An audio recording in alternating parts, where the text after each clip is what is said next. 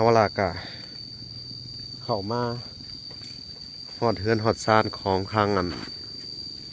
แม่คำตาน้องนั้นนาแล้วพี่น้องเราสิเข้าไปเยี่ยมยามกันก่อนพี่น้องบ่ได้มาโดนเติบพี่น้องอ๋อยังจำได้อยู่มาตอนนี้ยังจำได้อยู่เนาะโอ้กิ๊ดีใจใหญ่เลยหุ่นลูกมันบ้านน่ะเนื้อตารางโอ้ลูกกับตัวใหญ่เลยเนาะพากันเห็นยังสมือนี่ไปดำหน้าวัน ไปรับหน้าโอ้ดีแหละเอ้าคือมือสบายดีเดี๋ยวแป๊บหนึ่งสบายดีเนาะสบายดีสบายดีไปดำนาเขาอยู่ใช่ไหมนั่นน่ะเมื่อกี้มืออื่นก็ที่ดำนาเองนี่โอ้ดำใส่เขาดำไรบอลลายบอลไปดำจักบอลเหรอเดี๋ยวนี้3 บอลแล้ว 3 บอลแล้วโอ้ปีหน้าเนี่ยมือแนวกินเลยเนาะเป็นอะไรฟัวโอ้หนึ่งข้าวหนึ่งน้ำอยู่นี่เนาะหมูเปียกพี่น้องไอ้บ้านเลยว่าเครื่องเปียกแล้วก็ตากโอ้เครื่องเปียกคือว่ามันเปียกบ่เปียกดอกพี่น้องไอ้นี่มันอันน่ะแห้งนี่เนาะนี่แหละพี่น้องไงอันนี้ก็เป็นครัวเพิ่นเนาะพี่แม่ตู้ USA เพิ่นช่วยเรือมาเนาะนี่ก็ถึกอยู่600 กว่าดอนพุ่นได้พี่น้องเอ้ยเงินครัวเพิ่นนี่ก็ได้600เกือบ700เนาะ700แหละรวมๆแล้วป้าผลนี่เนาะนั่งแน่นดำนาบ่น่ะดีเพิ่นรับจ้างไผตะน่ะจ้างเขาไม่เท่านี่แหละโอ้เอาเขาเป็นจังไดอยู่ดีมีแฮงบ่ทุกคนอยู่ดีมีแห้งอยู่2แม่ลูกเนาะอยู่มีแฮงอยู่เนาะบ่ได้มาเยี่ยมดนเลยอันนี้ก็ของผากเด้ออันนี้ก็เป็นไข่ของทางอันแม่ตู้เด้อแม่ตู้ USA เนาะโอ้โดยไว้กินเนาะเฮ็ดให้เฮ็ดนาบ่มีเวลาไปหาอยู่หากิน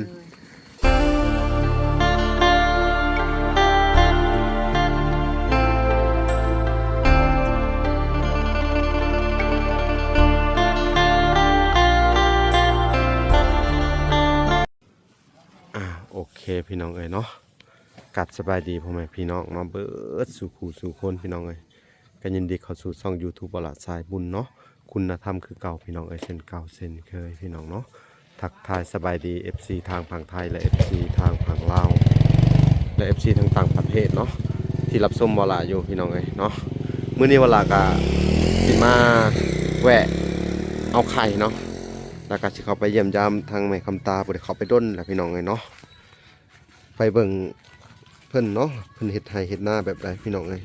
เนาะเวลาก็สิเอาไข่ก่อนไปเยี่ยมยามเพิ่นเอาไข่แตะนึงให้นะพอนะ65เนาะ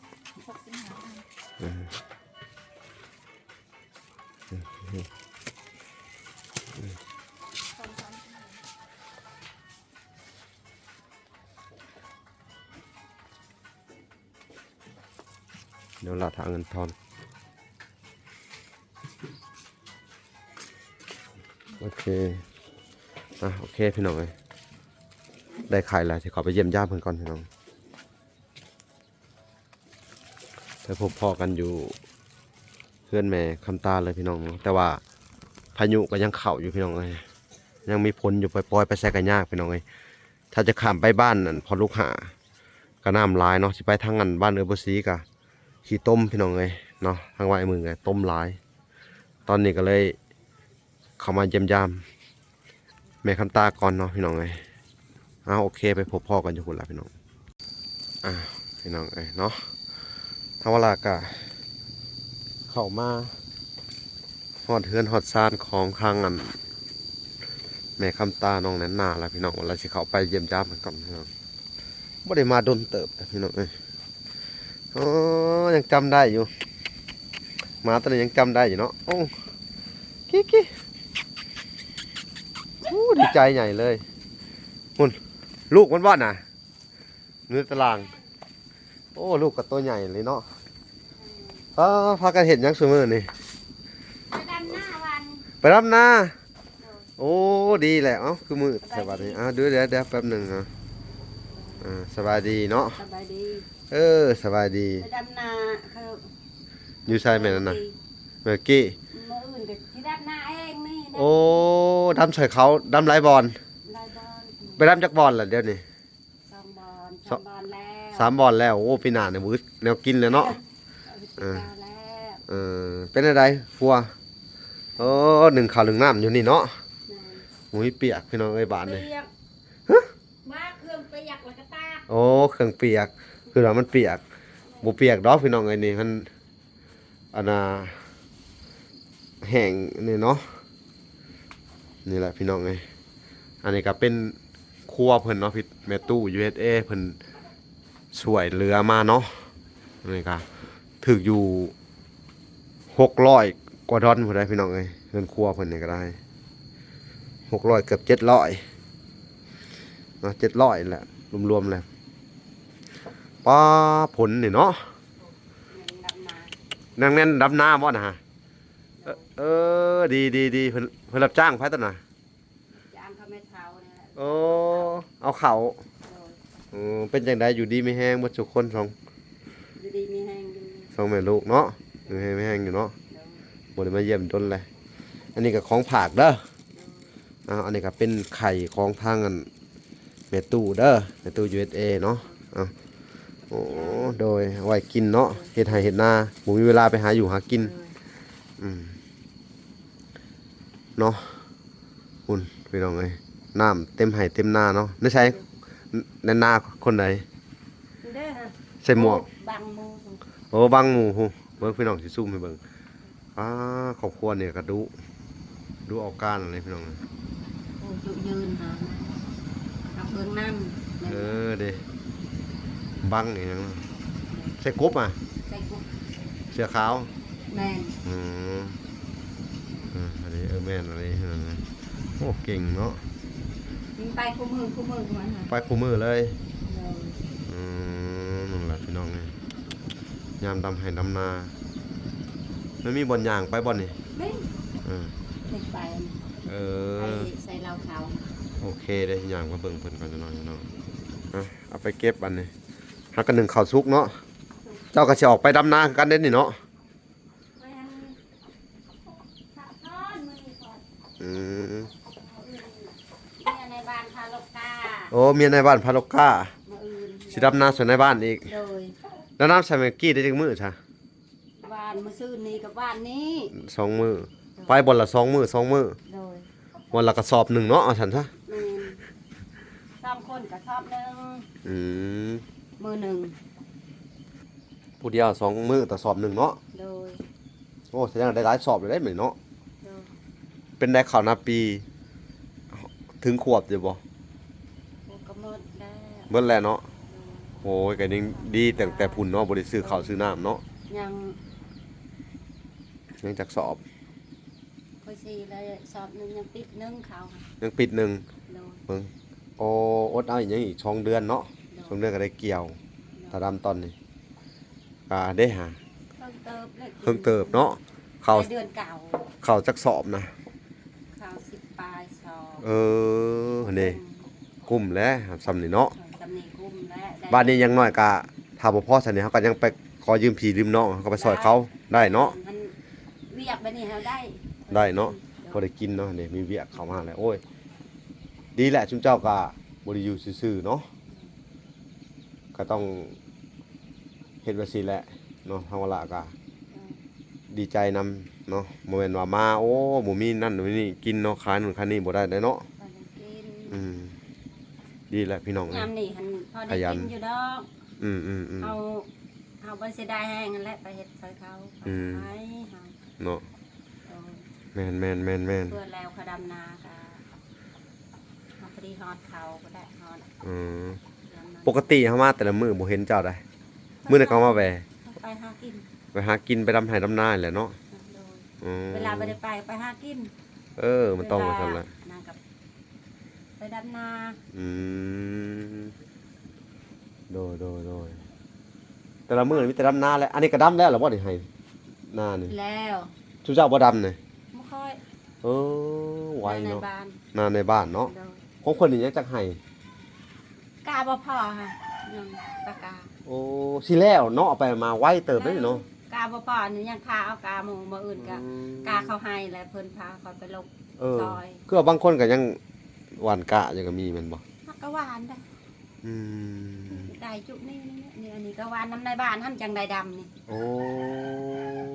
อัน ดูดน้ำไปเสขึ้น ที่นั่นน่ะอันนั้นไปดำอยู่หั่นไหน เออ โอ้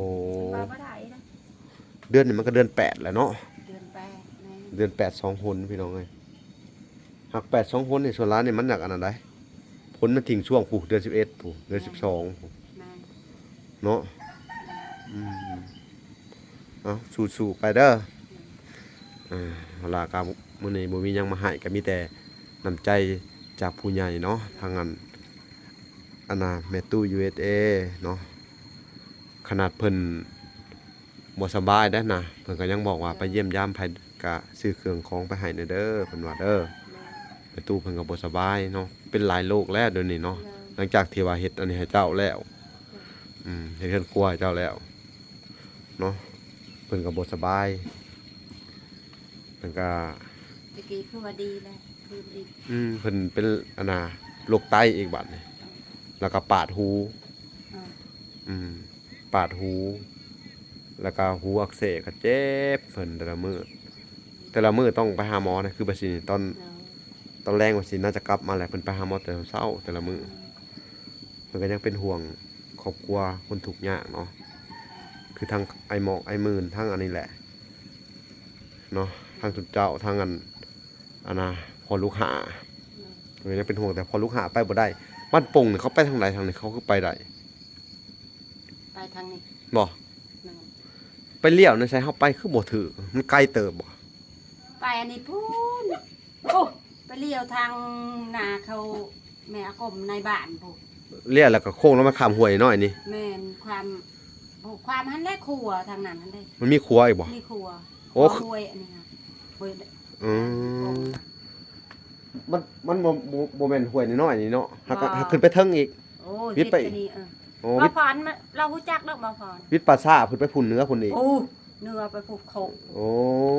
แสด ยัง ง เจ้าบ่จักบ่พรเราเคยไปแล้ว บ่ฟังก็บ่เคยไปเพราะว่ามื้อน่ะ เคยไปเลย เฮาไปแค่ใกล้ๆนี่นี่มันปงใกล้ๆนี่เรียกเข้าไปออกมาเจอครัวนี่แต่อยู่เทิงพุ่นอีกเนาะ อยู่เทิง เอาเขาว่ายังข้ามไปบ่ได้กะพังเบิ่งมื้ออื่นน้ำก็สิลดอยู่ดอกเนาะ เด้อ นี่แหละพี่น้องเอ้ยพายุกะเข้าประมาณ 3-4 มื้อแล้วมั้ง5-6ฮอดแล้ว4-5 มื้อเนาะ อันนี้มันสิมา มันสิมาอีกได้พี่น้องเอ้ยนี่50ประมาณ9 51 12น่ะเนาะพายุปลาซักบ่เขาว่าเขาจีน น้ำอันนี้น้ำแต่ผุนยุ่งขึ้นแต่น้อยให้ไปบ่ได้ เออ เขาปล่อยเขื่อน เออ ปล่อย ลำบาก เขื่อนศิลานอง นะเขาปล่อยแล้วบ่ โดยเห็นเขาไล่สดอยู่ โอ้เขาไล่สดเนาะเจ้าก็เตรียมตัวแล้วเนาะนี่ เตรียมจะไปแหละ สิไป เตรี แล้ ยว ม เนาะ จะไปแหละ สิไปหากินบ่ด้วย ไปหาหน่อไม้เมียน เพราะว่า เพิ่น มื้ออื่นสิดำนาต้นนี้เนาะ แม่น ไปหากินไว้ ถ้าละดำนายังบ่แล้วค่ะ แต่อันนี้ให้ลูกไปเนาะ ให้ลูก เพิ่น แบ่งกันไป แบ่งกันไปเนาะ โดย ดีนี่แหละยามให้ยามนากะเฮาพาเอาไปหาสอยเขาครับมันได้หลาย เวลาพอเวลาบ่พอและเวลาอยู่เฮือนเวลาบ่ได้อยู่แล้วไปเลยเลย มันบ่ได้มีคนนั่นรับจ้างดำนาบ่ทันนี่ อ๋อยังบ่มีไผ จ้าง ถ้าจ้างบอกเด้อ เขาจ้างยังบ่มีไผดำกาเขายังบ่ทันยาว โอ้ยังเขาจ้างอะนะ เออ เพราะว่า ไปดำก็เขาให้ สิบอกกันลินดาอยากมาดำนา เออ ฮะ แม่บักกี้ท่านอยากได้คนนะ น่ะ แสนสาว วันแสนเศร้า เออ โอเคฉันสิไปบอกน้องลินดามาดำนาไอดอนเห็นบ่ เออ อยากกี้ไอดอนเนาะ แม่ ดี ก็เขาอยากได้คนแต่ว่ามื้อซื่อนี้เขาก็ไปคนเพิ่นมา แต่เจ้าเอาเป็นเขาเนาะ คอยเอาเข้า โนเนาะพี่น้องเอ้ย พุ่น สั่งพออนางพอยนางหันกะจ้างวัน150,000อยู่ใช้ตัวนั้นคือแพง โอ้อยู่ผูกอยู่นาเนื้อผูก ใกล้เติบ มา บ่ กินข้าวเอง โอ้โหโทบางคนก็จ้างถูกบางคนก็จ้างแพงเนาะ150,000นี่หลายได้เนาะ 150,000อันกินข้าวเองกิน อ๋อ ของกินเองบ่ไหวเขาบ่ไป ฉันเช้าบัดอันกิน เช้าเช้ากินน้ำข้าวอยู่น้ำข้าว ตัวใดดีก วั ว่าน นี้ ตัว เขากินงัววันนี้เฮือนอันนั้น ลง เออ ข้างงัวพอยกิน งัวมันนาวแหละเขาฆ่ากินเลย โอ้แบบกี้ฮะ เออ โอ้ดีเนาะผู้มีเงินก็กินเนาะ กินเขามีเงิน เขามีงัวซั่นตา งัวหน่อยเขามันนาวแหละเขา โอ้งัวน้อย เออ คืองัวใหญ่ โอ้ยใหญ่กันนะใหญ่เติบแหละ เออ บ่อ่านนี่กินบ่ค่อยกิน เออ มื้อซื่อนี้กินไก่2โต เออลาสิแล้วล่ะบ่เหลือยัง ยังเพิ่นจะได้คนนี่เรามานำเอาไอ้แน่นให้ไอ้แน่นไปในนี้เอง เออเดี๋ยวเฮาสิไปถามน้องลินดาว่าสิไปดำบ่ เอาไปให้เราไปโลดวันเซนซาว อันแทนชาวน้องลินดาอยากดำนาอยู่เพิ่นให้ถามให้ โอ้ เพิ่น ก็พอ ว่า เฮ็ดแล้วกินน้ำข้าวอยู่น้ำข้าว เออ อืม เนาะ ก็พอเฮ็ดเขา อ่ะฉั กิ น นข้าวอีกแล้วนะ แล้วจากนี้เวลาก็สิซื้อไข่ไปฝากเพิ่นอีกแผงหนึงแล้วก็สิบอกเพิ่นว่าเขาลำนารับจ้างอยู่หันอยู่นี่ยันน้องเพิ่นอยากมาเพราะว่าเมื่อวานนี่เพิ่นว่าถามให้แหน่เพิ่นว่า ทุกท่านเนี่ยไม่อึดผู้จ้างนี่แถวนี้เขาจ้างหมดนี่ อืม วันละแสนเขาจ้างแถวนี้บ่แพงวันละแสนก็พอเฮ็ดนะนะก็ว่าพอเฮ็ดอีหยังพอเฮ็ดเฮา ชั้นเช้าแหล้ว เฮากินข้าวน้ำข้าว บ่ต้องถือข้าวไปเห็นบ่ บ่ถือเฮ็ดหยัง ม บ่ถือข้าวบ่ถืออีหยัง เออ มีแต่ไปกินน้ำข้าวโลด เป็นได้อันสวนซุมื้อนี่มาหุงมายังเป็นหรอบ่ เป็น บ่ เด้อันนี้กระปุกใหม่ อืม ปลูกก่อน อันนี้ เนาะ เขาคงเขาเท่าไหร่ ใช่ อันนี้ มาหุงผูบ่เพิ่นว่า นี่ตกไปนี่ อันนี้เบิ่งปวกเด้ออย่ามันขึ้นเจ้านี่ เออ เลาะเบิ่งทางขึ้นนี่แหละนั่นนี่โอ้สวนเพิ่นพี่น้อง อันนี้ตัวแม่เขาว่าอันนี้เนาะนึกว่าตัวผู้ตัวแม่อันนี้เนาะ ตัวแม่แหละ ตัวผู้เนาะนี่ ดอกยาวๆน่ะแม่นแล้วน่ะ นี่ตัวผู้นี่ อืม เขาอยากตัดทิมและนี่ตัวผู้นี่ หักทิ่มแล้ว ผู้นี่ฮะ ตัดก็ได้ตัดแล้วก็เสียบไม้ใส่มันสิเป็นตัวแม่ เอาไม้เสียบบ่ เออ เออ บังคับมัน ทีโพดนี่ใคร โอ้มันถี่โพดแล้วเจะขยายออกไปพี่ทั้งพี่แน่นี่ เดี๋ยวปลูก โอ้ ว่าเขาไปสับจะใครสับมักลำไยคอยจนอยากหายเอาซื่อ เฮ้ย ๆนี่คอยปลูกไม้อีก ต้นลำไยนะ ต้นลำไยบักใหญ่เลยล่ะ เด็กน้อยแล้วเนาะโอ้หมักถั่วเนาะเป็นแล้วนี่ ตั ฮะ วปี ถั่วปีเนาะต้นชิดา คอยหักกระปุกมากระปุกแต่มันสิเป็น หมักโพดไปเหยียบซะมันกินนี่เนาะ นี่ มะเขือพี่น้อง อั เอ้ น ย นี้ก็พักอีช่างจักพามาที่ชายมือฮะอันนี้มาคอยไปเฮ็ดเวียกหั่นนี่ กิน นี่ ผักกีกับลาบต้นน่ะ นี่มือไปเฮ็ดเวียกในทางการทันเด้เขาบ เอ อกไปเฮ็ดเวียก อ ที่มาพริกมัน โอ้นี่มักซิดาสุกนี่นี่พี่น้องเอ้ย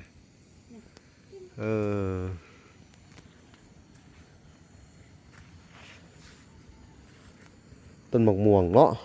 มะม่วงหยังตัวนี้ สักมะม่วงอีหยังนะจ๊ะทิมในนั่น ถึงม่วงกับซอ มะเขือที่เขาเก็บอยู่คู่มือลูก อืม เขาเก็บเลยเลย ขยายพุ่นเด้อตะมะหุงพุ่น เป็นมันหนัง อืม นี่ติดทางคุณ นี่พี่น้องเอ้ย ปลูกทางนี้มันเป็น เพื่อนเพิ่นก็งามได้เฮือนเนาะป้อผักบัวนี่จนอันนั้นเนาะเป็นอะไรล้อนี่เนาะ บ่ได้กิน บ่ได้กินมันนี่พี่น้องเอ้ย ปลูกพอได้แนวยำนั้นเนาะ ผักบัวเลยพี่น้องเอ้ยเฮือนซานงามได้แนมข้างเลยเนาะ แม่นขาคืองามสีนี่มันบ่ สีนี่งามขนาดเนาะสีบัวเสาหั่นน่ะ แย่เลี้ยวไปใส่กับผู้ ฮะ ว่าเลี้ยวไปใส่กับเห็นไปสีนี่ นะทาสีให้เรียบร้อยได้พี่น้องเอ้ยโดดเด่นขนาดเฮือนเพิ่นนี่พี่น้องเอ้ยต้องขอบคุณผู้ใหญ่หลายๆท่านพี่น้องเอ้ยที่ผ่านช่องหมอลาเนาะหลักๆก็คือทางเอื้อยลิซ่าพี่น้องเอ้ยซอยมาเนี่ยแล้วก็ หลายๆฐานเนาะทั้งอันน่ะเม็ดตู้นงคามุนเทืองแล้วก็เม็ดตู้ USA เนาะแล้วก็อันน่ะทั้งไอ้เกิดเนาะจากทางอเมริกาพุ่นแหละพี่น้องไอ้ที่ช่วยเหลือเพิ่นในครอบครัวนี่พี่น้องถือว่าเพิ่นก็รอดพ้นจากความทุกข์ยากได้สมบูรณ์เลยแหละพี่น้องมีบ่อนอยู่บ่อนอาศัยเนาะมีบ่อนอยู่เป็นหลักเป็นแรงดีขึ้นแล้วเนาะดีขึ้นแล้วบาดนี้นี่น้ำนี่กินได้สิเนาะหลังคานี่บ่โอ้กินนี่เลยนี่นะคือบ่กินคือบ่ตรงกิน กันได้นี่นี่ เออโอ้ น้ำใส อันน่ะ ไปก็อัดนี่ เออเนาะพี่น้องเนาะถือว่าโอเคอยู่นี่เพิ่นอัดไว้โอ้ฝนตกนี่แห้งเนาะน้ำ โอ้ โธ่น้ำจนล้นไห้ล้นคันพี่น้องเอ้ยเอ้าบาดนี้บ่ล่ะกะสิได้ขอตัวก่อนเด้อสิไปให้เจ้าไปเฮ็ดเวียกก่อนนี่เด้อเวลาก็สิเข้าไปบอกน้องลินดาก่อนว่าเพิ่นนั่นจะได้คนดำนาเนาะ แม่น โอเคเวลาสิได้เข้าไปแวะเยี่ยมยามน้องลินดากัญญาต่อซื้อไข่ไปฝากเพิ่นเนาะเอ้าวันนี้ก็ให้เจ้าขอบุญขอบคุณอันแม่ตู้แน่ขอบคุณในตู้อายุดีมีแห่งความเจ็บอย่าให้ได้ความไข่อย่าให้มีเด้ออายุมันควันยืน โดยสาธุเนาะเจ็บเป็นเอ็นอุ่นก็ขอให้เพิ่นหาย พยาธิโลคาให้หาย หายไวๆเนาะขอให้อานาทางแม่ตู้เพิ่นหายเจ็บหายไข้หายพยาธิโรคาไวๆเนาะเป็นห่มโพห่มไส้ให้ลูกให้หลานต่อไปเนาะขอให้อายุมั่นขวัญยืนเด้อทางวลากะบ่มีหยังแล้วสิตอบบุญแทนคุณเพิ่นมีแต่มือ10นิ้วเนาะทางแม่คำตากับมือ10นิ้วเนาะขอบพระคุณเพิ่นเนาะได้อยู่ปัจจุบันนี่ในเฮือนครัวเนาะได้หยังก็ย้อนผู้ใหญ่เนาะย้อนเพิ่นเนาะเจ้าก็ได้เด้อเอาทางวลากะสิได้ไปติดตามเบิ่งทางงานครอบครัวลินดากัญญาต่ออีกครั้งหนึ่งพี่น้องเอ้ยว่าเพิ่นว่าถ้ามีบ่อนใดที่เขาอันน่ะรับจ้างแล้วก็บอกแน่เพิ่นว่าเด้อก็สิบอกมาเท่านี้แหละโอเคเนาะสวัสดีเด้อแหละสวัสดีบ๊ายบาย